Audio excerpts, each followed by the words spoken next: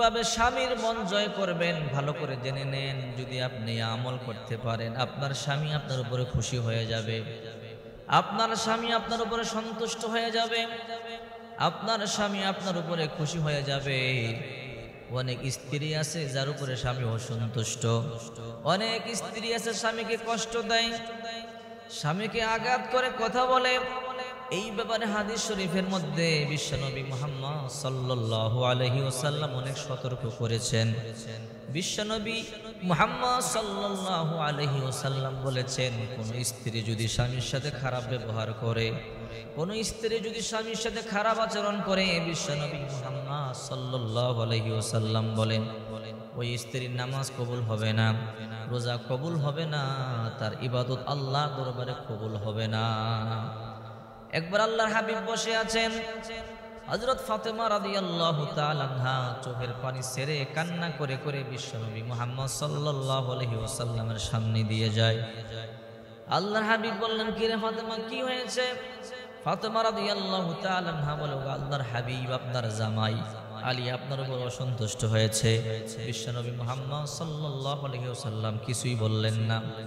আবার কিছুক্ষণ পর হযরত ফাতেমা হেসে হেসে বিশ্বনবী মুহাম্মদ সাল্লাল্লাহু আলাইহি ওয়াসাল্লামের সামনে দিয়ে যায়। আল্লাহর হাবিব বললেন, কি রে ফাতেমা, কি হয়েছে? বলে, আপনার জামাতা আলী আমার উপরে সন্তুষ্ট হয়ে গেছে। আল্লাহর হাবিব বলেন, এ ফাতেমা শোনো, যদি আলী অসন্তুষ্ট অবস্থায় তুমি মারা যেতা, আমি বিশ্বনবীও তোমার জন্য সুপারিশ করতাম না। আল্লাহর হাবিব বলেন, যদি কোনো স্ত্রী মারা যায়, স্বামী বলে আমার বিবির উপর আমি সন্তুষ্ট ছিলাম, আল্লাহ তাআলা ওই স্ত্রীর উপর সন্তুষ্ট হয়ে যায়।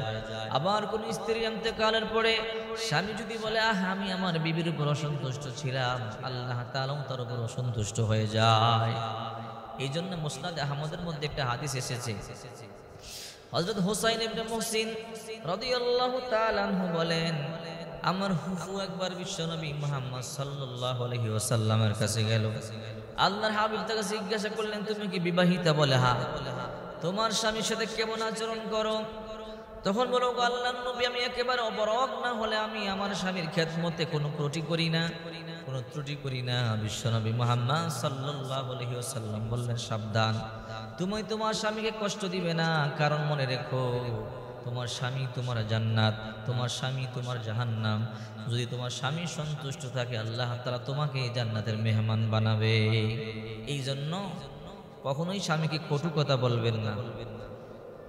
স্বামীর মন জয় করার উপায়ের মধ্যে একটা হলো স্বামীর জন্য উত্তম খাবার রান্না করবেন। স্বামী যে খাবারটা পছন্দ করে সেই খাবারটা রান্না করবেন। স্বামীর পছন্দ মতো খাবার রান্না করে স্বামীকে খাওয়াবেন।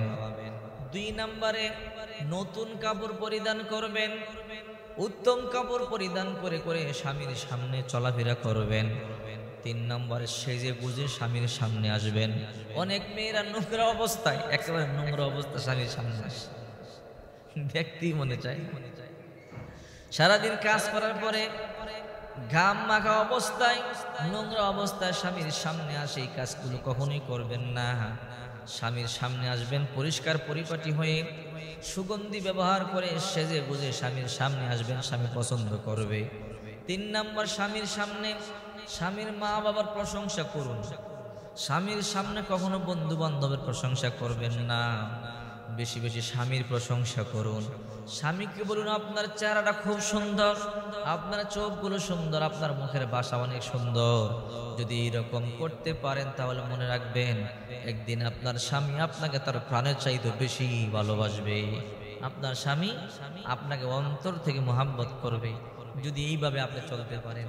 আর যদি মন গড়া মতো চলেন তাহলে সংসারে শান্তি আসবে না, একদিন আপনার সংসারে অশান্তি লেগেই থাকবে। এই জন্য বিশ্বনবী মুহাম্মদ সাল্লাল্লাহু আলাইহি ওয়াসাল্লাম বলেন, আমার সুন্নাহ মোতাবেক যদি কেউ চলে, আল্লাহ তাআলা তার ঘরে শান্তি আর রহমত দিয়ে পরিপূর্ণ করে দিবে।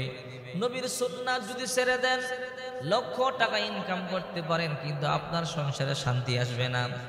নবীর সুন্নাহ মোতাবেক যদি চলতে পারেন, টাকা আপনি কম কামাই করতে পারেন, আপনার ঘরে আল্লাহ শান্তি আর রহমত দিয়ে পরিপূর্ণ করে দিবে। আরে স্বামী আর স্ত্রীকে আল্লাহ বানাইছে একে অপরের কল্যাণের জন্য। আল্লাহ নিজেই বলে দিয়েছেন, হুন্না লিবাসুল লাকুম ওয়াংতুম লিবাসুল লাহুন্না, স্বামী আর স্ত্রী একে অপরের ভূষণ, একে অপরের পোশাক। স্বামী আর স্ত্রী একে অপরকে মুহাব্বত করলে আল্লাহ খুশি হয়।